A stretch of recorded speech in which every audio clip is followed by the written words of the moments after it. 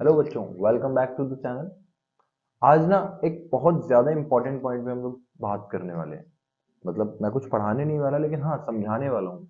कुछ इतनी ज़्यादा इंपॉर्टेंट बात जो शायद आपको उस 3 घंटे या 3.5 घंटे के दरमियान याद रखनी पड़ेगी जब आप अपना एग्जाम फेस करोगे। ठीक है, अकाउंटेंसी का पेपर।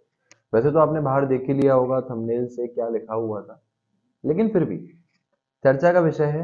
बिना टाइम वेस्ट किए समझेंगे कि अकाउंटेंसी के पेपर को अटेम्प्ट कैसे किया जाए, क्योंकि ज्यादातर बच्चों की शिकायत होती है, सर किसी का 10 नंबर का पेपर छूट रहा है, किसी का 40 नंबर का पेपर छूट रहा है, किसी का 20 नंबर का। और इवन कई बार बहुत अच्छे अच्छे बच्चों को सब कुछ आते हुए भी जो पेपर छूट जाता है 10 12 15 नंबर का। और जो शिकायत है, वो बच्चों से शिकायत क्या देखने सुनने को मिलती है कि सर हमको आता सब कुछ था लेकिन पूरा नहीं हो पाया। तो आज हम लोग इस स्ट्रेटेजी के बारे में बात करने वाले हैं कि किस स्ट्रेटेजी को फॉलो किया जाए कि आप अपने पेपर को पूरा कर पाओ। तो चलिए सबसे पहले हम लोग जानेंगे कि हमारा जो पेपर है उसका फॉर्मेट कैसा होता है। ठीक है, चलिए फॉर्मेट के लिए सबसे पहले ये समझते हैं कि तरीका क्या है। हमारा पेपर आता है 80 मार्क्स का। सीबीएसई ने उस 80 मार्क्स के पेपर को करने के लिए हमको 180 मिनट्स दिए हुए हैं। 180 मिनट्स का मतलब होता है बच्चों 3 घंटे।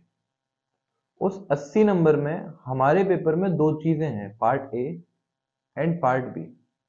देखिए अगर आप लोगों को पता है, नहीं तो मैं बता देता हूँ कि अकाउंटेंसी का जो सिलेबस है उसमें किताबों को 3 बुक्स में बांटा हुआ है। बुक नंबर 1 जिसमें पार्टनरशिप आती है, बुक नंबर 2 जिसमें कंपनी आती है, और बुक नंबर 3 है जिसमें कि हम बात करते हैं फाइनेंशियल स्टेटमेंट्स की।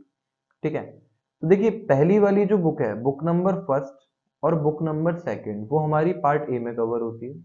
जो बुक नंबर थर्ड है वो पार्ट बी में कवर होती है।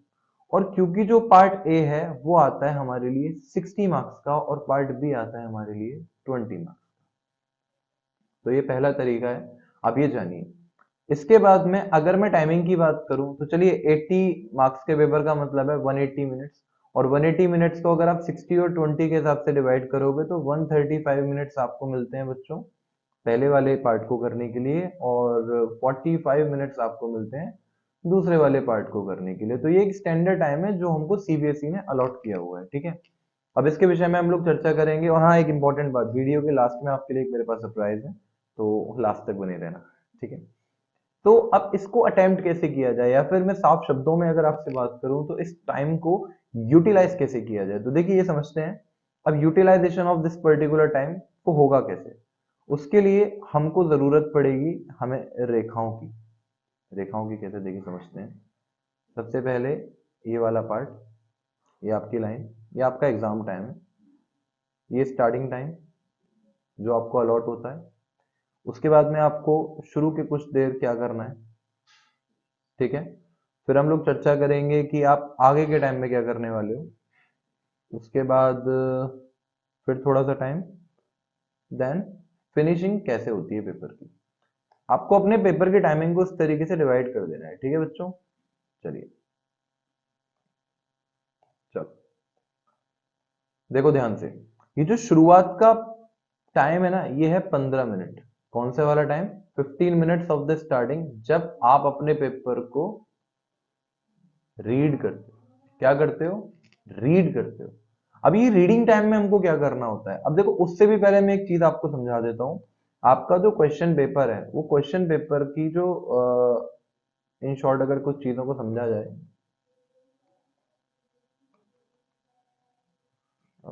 देखिए क्वेश्चन पेपर में हमारे आते हैं 1 से लेकर 34 तक क्वेश्चंस। और देखो और अच्छी बात क्या है कि ये जो पार्ट ए है, अगर मैं यहीं पर बात करूं आप लोगों से, तो बच्चों यहाँ पर जो ये वाला पार्ट है जो 60 मार्क्स का है, यहाँ पर हमारे 1 से लेकर 26 तक क्वेश्चंस कवर होते हैं। 27 से लेकर 34 तक जो क्वेश्चंस कवर होते हैं वो होते हैं पार्ट बी में। ठीक है, आगे चलते हैं। अब इस पूरे के पूरे फॉर्मेट को समझेंगे कि किस तरीके से क्वेश्चंस आते हैं। 1 से लेकर 16 तक हमारे आएंगे एमसीक्यू क्वेश्चंस, 1 मार्क क्वेश्चंस, जिसमें assertion reason, competency based questions and many types of questions are there. इसके विषय में मैं आपको एक स्ट्रेटेजी भी बताने वाला हूँ। और उसके बाद में आपका जो पेपर है उसमें क्वेश्चन नंबर 17 से लेकर क्वेश्चन नंबर 20 तक, यानी कि 4 क्वेश्चन, 4 क्वेश्चन हो गए, 3 मार्क्स का एक है, ठीक है। इसके बाद क्वेश्चन नंबर 21 और 22 की चर्चा करोगे तो यहाँ पर 2 क्वेश्चन हो जाते हैं, लेकिन ये 4 मार्क्स का एक क्वेश्चन होता है। फिर 23 से लेकर 26 तक की आप बात करोगे तो यहाँ पर 4 क्वेश्चन होते हैं, लेकिन 6 मार्क्स का एक क्वेश्चन होता है। अब कहाँ पर क्या आने की संभावना है ये शायद आप लोगों को पता होगा, नहीं पता हो तो मैं आपको आगे की वीडियोस में जरूर बताऊंगा कि कहाँ पर कौन से मार्क्स का, कौन से चैप्टर का कौन सा क्वेश्चन आ सकता है, ठीक है। उसके बाद में आपका पार्ट बी स्टार्ट हो जाता है। पार्ट बी में हम लोग चर्चा करते हैं 27 से लेकर 30 तक क्वेश्चन, जहां तक कि हम फिर से एमसीक्यू की बात कर रहे हैं, ठीक है। 31 से लेकर 32 यानी कि 2 क्वेश्चंस की आप लोग बात करते हो, और वो जो 2 क्वेश्चंस होते हैं आपके, वो होते हैं बच्चों, वो 2 क्वेश्चंस 3 मार्क्स के, कितने क्वेश्चन, 2 क्वेश्चन और 3 मार्क्स का एक क्वेश्चन होता है। Question number 33 and 34। 33 आपका एक क्वेश्चन मिलेगा, लेकिन वो होगा 4 मार्क्स का। यहाँ पर भी 34 में एक क्वेश्चन मिलेगा, वो भी होगा आपका 6 मार्क्स का। तो इस तरीके का कुछ फॉर्मेट आपके अकाउंटेंसी के पेपर का होता है। अब जरूरी ये है कि सर हम इसको करेंगे कैसे, अटेम्प्ट कैसे करेंगे, तो देखो ध्यान से समझना। जब आपको आपका पेपर करना है अकाउंट्स का, आपको हमेशा जो शुरुआत करनी है ना, वो करनी है पार्ट बी से। आपने पार्ट जो बी है वो शुरू करना है स्टार्टिंग से। रीजन बिहाइंड दिस, आप सबसे पहले 1 नंबर का क्वेश्चन करोगे। 1 नंबर के आपने 4 क्वेश्चन कर लिए। फिर आप क्या करोगे, फिर आप 3 नंबर के क्वेश्चन करोगे 2, फिर आप 4 नंबर का क्वेश्चन करोगे 1, फिर आप 6 नंबर का क्वेश्चन करोगे 1।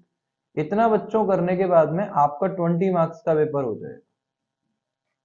और अगर आपका 20 मार्क्स का पेपर जो हो जाएगा, जिसको कि मैं आपको स्पेसिफिकली टाइम देने वाला हूं कि कब आप कैसे करोगे, इसके बाद में आप चर्चा करोगे question number 27, question number 26, question number, sorry 27 नहीं, question number 26, question number 25, 24 and 23 की।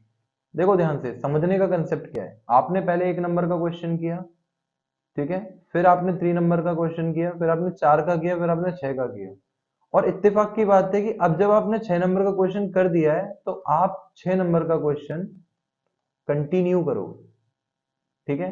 अब 6 नंबर का क्वेश्चन आपने यहां भी कर दिया, फिर आपने ये क्वेश्चन कर दिया, आपके 6 मार्क्स के सारे क्वेश्चन हो गए। फिर आप आगे चर्चा करने वाले हो 4 नंबर के क्वेश्चन की, ठीक है। फिर आप चर्चा करने वाले हो 3 नंबर के, और फिर 1 नंबर के क्वेश्चन की। अब इसको पूरे स्ट्रेटेजिक वे में मैं समझाता हूँ, वो ये आपके सामने। तो देखो बच्चों, आपके सामने सबसे पहले जब पेपर आएगा, आपको शुरुआत के 15 मिनट सारे के सारे एमसीक्यू पढ़ने हैं। अब ये रीडिंग टाइम में हम लोग को पेपर को रीड करने का कोई सेंस नहीं बनता। हमको पूरा का पूरा पेपर में केवल एमसीक्यू पढ़ने हैं, और एमसीक्यू पढ़ के जितने हो जाए उतने कर लेने हैं उसी 15 मिनट के टाइम में। और मैं तो जानता हूँ इस बात को कि अगर सर 20 मार्क्स के अगर आपके एमसीक्यू हैं, तो 20 में से ऑन एन एवरेज आप अराउंड अराउंड 15 से 18 एमसीक्यूज को तो आप कर सकते हो पढ़ने के बाद में। हाँ, कुछ एमसीक्यू ऐसे होते हैं जिनके लिए आपको बाद में कैलकुलेशन फर्दर नीड होती है। It's okay, we will do accordingly. 15 minute के बाद में अब शुरू होता है बच्चों आपके 3 घंटे का टाइम, ठीक है। या फिर आप उसको किस तरीके से अप्लाई करने वाले हो, ये टाइम यहाँ तक अप्लाई होता है आपका, यहाँ तक के लिए नहीं। चलो अब कहानी समझना। शुरुआत में आपने 40 मिनट देने पार्ट बी को करने के लिए, जिसमें आप लोग चर्चा करते हो क्वेश्चन नंबर 27 से लेकर 34 की, जो कि मैंने आपको अभी बताया था। क्वेश्चन नंबर 27 से 34 जो कि आप पार्ट बी में कर चुके हो, और आपने पहले 1 नंबर के क्वेश्चन किए, फिर 3 के, फिर 4 के, और फिर 6 नंबर के। जब आपकी रिदम एक बार 6 नंबर के क्वेश्चन पे सेट हो गई, तो फिर आपको अगला 1 घंटा यानी कि 60 मिनट्स देने हैं बाकी के 6 नंबर के क्वेश्चन पे, जो कि आपका कौन सा क्वेश्चन है। मैं आपको अगर सिक्वेंशियल वे में बताऊं तो क्वेश्चन नंबर 23, 24, 25 एंड 26, ये 6 नंबर के क्वेश्चन जो आपके नेक्स्ट हैं, जो कि 4 क्वेश्चंस हैं, ये आपको अगले 60 मिनट्स में करने, ठीक है बच्चों। अब जब 60 मिनट में आपने इतना पेपर कर लिया, तो आप देखो आपके 1 घंटे 40 मिनट कंप्लीट हो चुके हैं, और आप उतना पेपर कर चुके हो। अब जब फर्दर आगे आओगे तो अब आपको क्या बचता है, अब आपके पेपर में क्वेश्चन नंबर 1 से लेकर 22 बचे हैं, क्योंकि आप 23 से 26 और 27 से 34 तक कर चुके हो। ध्यान से आगे समझना कि अब आपके ये 6 मार्क्स के क्वेश्चन हो गए, अब आपके 4 मार्क्स वाले क्वेश्चन बचेंगे यहाँ पे।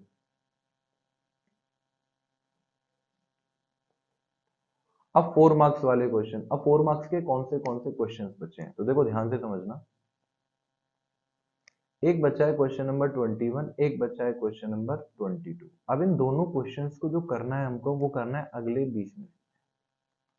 आई थिंक सफिशिएंट टाइम है। अगले 20 मिनट में आप क्या करोगे, पहले क्वेश्चन नंबर 21 कर लिया, फिर आपने क्वेश्चन नंबर 22 कर लिया, और जैसे ही आपने इसको किया, फिर आपने ये और देखा कि सर 60 मिनट मतलब 1 घंटा, 40 मिनट और 20 मिनट, कुल मिलाकर आपके 2 घंटे बीत चुके हैं। अब आपके पास लास्ट 1 घंटा बचा है, और अगर आप देखोगे तो आपका जो पेपर बचा है बच्चों, वो पेपर यहाँ पर आपका बचा हुआ है करीब करीब 1 से लेकर 16, 16 नंबर प्लस 3 नंबर के 4 क्वेश्चन, यानी कि 3 4 12 प्लस 16, आपका पेपर आपके सामने 28 मार्क्स का बचा हुआ है। अब आपको नेक्स्ट जो टाइम फर्दर देना है, उस टाइम को देने का जो तरीका है वो थोड़ा सा कॉम्प्लिकेटेड तो बिल्कुल भी नहीं है, बट हाँ स्ट्रेटेजिक है। कैसे है बच्चों, ये देखो ध्यान से। आपने कहा कि नेक्स्ट 30 मिनट्स 17, 18, 19 एंड 20, ये 4 क्वेश्चन आपके सामने होंगे 3 मार्क्स के। ये 3 मार्क्स वाले क्वेश्चन है, वो 4 क्वेश्चन अगले वाले, जिसको कि आपको अगले 30 मिनट्स देने हैं। आधा घंटा आपके लिए बहुत है, क्योंकि सीबीएसई इस बात को कहता है कि भाई हम तो आपको ज्यादा टाइम ही दे रहे हैं, 2 पॉइंट समथिंग मार्क्स, 2.25 मिनट्स मिलते हैं एक नंबर के, 2 नंबर के क्वेश्चन को करने के लिए, सॉरी 1 नंबर के क्वेश्चन को करने के लिए। लेकिन एक स्ट्रेटेजी बनाकर चलो जिसमें कि आप 1 नंबर के क्वेश्चन करने के लिए 2 मिनट लेकर चल रहे हो, ठीक है। अगर आप 3 नंबर के 4 क्वेश्चन भी करते हो तो 3 4 12 मार्क्स हो जाते हैं, और उन 12 मार्क्स के लिए आपको मिलने चाहिए 24 मिनट्स, जिस स्ट्रेटेजी को मैं बता रहा हूँ, but what I am giving to you 30 minutes. अब आपने अगर देखा तो आपके लास्ट में 30 मिनट्स बचे। कुछ भी हो जाए, आपका पेपर अगर यहां तक मान लो स्ट्रेटेजी के हिसाब से नहीं भी हो पा रहा, तो सबसे पहले आपको सारे काम छोड़कर इस 30 मिनट में, आखिरी के 30 मिनट में, वो 1 से लेकर 16 तक जो एमसीक्यूज होते हैं, जिसको कि बच्चों आप शुरुआत में रीड करते टाइम सॉल्व कर चुके थे, उनको कंप्लीट कर लेना। और जब आप उनको कंप्लीट करोगे तो जो आंसर शीट है ना, वहां पर जरूरी नहीं है कि आप हर क्वेश्चन को वहीं पे सॉल्व करके दिखा रहे हो, आप 1 बाय 1 लिख लो, उसकी सॉल्विंग अलग कर सकते हो। एंड इधर you can do one more thing, कि आपकी जो शीट है उसको ऐसे बीच में से डिवाइड कर लो, यहाँ पर आप 1 2 3 4 क्वेश्चन लिख रहे हो, और यहाँ पर आप अपनी कैलकुलेशन कर रहे हो। It can also be the important part, जिसमें कि आपको वर्किंग नोट भी यहाँ दिख जाएगा, आप वर्किंग नोट हेडिंग डाल सकते हो, और यहाँ पर आप सारे क्वेश्चन सीक्वेंस में लिख रहे हो। बट हाँ, जब वो सीक्वेंस में होते हैं तो देखने में अच्छे लगते हैं। आपने आखिरी के आधे घंटे में 1 से लेकर 16 तक, अब इसका फायदा क्या है, जब मैं आपको बता रहा था, आपने हो सकता है आधे से ज्यादा एमसीक्यूज शुरू के रीडिंग टाइम में कंप्लीट कर लिए हों, और जब आपने कंप्लीट कर लिए तो आपका अब काम रह जाता है केवल और केवल लिखना। अगर आपने सारे एमसीक्यूज कर लिए थे तो उनको लिखने में ऑन एन एवरेज आपको कितना टाइम लगने वाला है भाई, 5 मिनट, 10 मिनट, मुश्किल से मुश्किल 10 मिनट। अगर आपने 10 मिनट में लिख लिए, बट स्टिल आपके पास 30 में से 10 मिनट गए, आपके पास 20 मिनट बचे हैं। अगर आपका पेपर कंप्लीट हो गया है बच्चों, तो आप उस पेपर को रिवाइज कर सकते हो। और अगर आपका जो पिछले का पेपर छूट गया है, जस्ट लाइक आपका कोई 3 नंबर का क्वेश्चन छूट रहा है, 4 नंबर का छूट रहा है, या आपने कुछ ऐसा पहले क्वेश्चन कहा था क्या जिसको मैं लास्ट में देखने वाला हूँ, ऐसे क्वेश्चन को आप बाद में वेरीफाई कर सकते हो। इस स्ट्रेटजी को फॉलो करो, लिख लो किसी भी तरीके से, लेकिन पेपर देने का तरीका यही होना चाहिए। इस तरीके से पेपर सॉल्व करोगे तो विश्वास मानो 3 घंटे से पहले पेपर हो जाएगा।